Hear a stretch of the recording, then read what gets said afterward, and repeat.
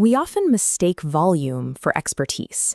When someone uses specialized vocabulary and maintains a projection of certainty, our first instinct is to grant them the status of an expert. Psychology shows that the traits required to look smart are often separate from the traits required to be smart. One is a performance designed for an audience. The other is a cognitive process designed for accuracy. This performative intellect relies on a controlled environment. It functions well in casual conversation or rehearsed presentations, but it remains highly sensitive to any form of challenge. To see past the performance, you have to apply a cognitive stress test. This involves shifting the focus from the answers a person provides to the way their mind operates when it encounters resistance. True intelligence is best observed through friction.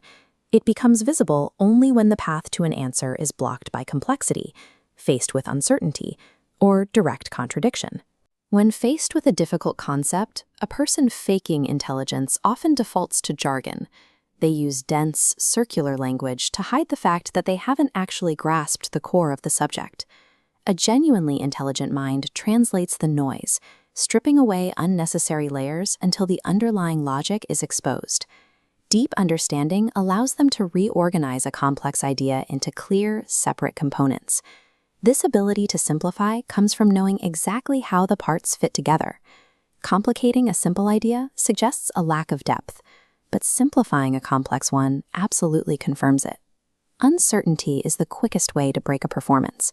When an uninformed person is put on the spot, they often bluff or overtalk to fill the silence and protect their image.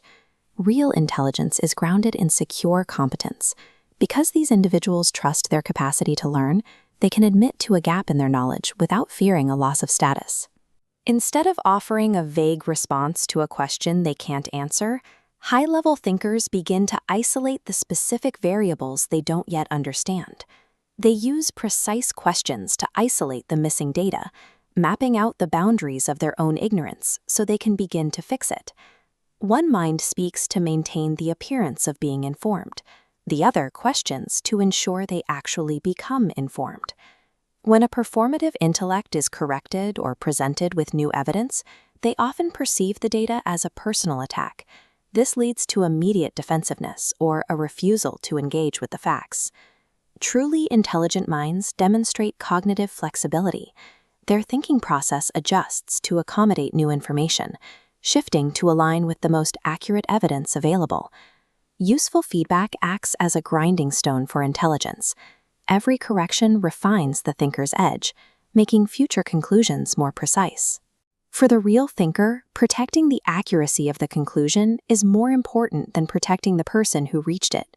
Correction serves as the fuel for growth, strengthening the mind's operations with every adjustment.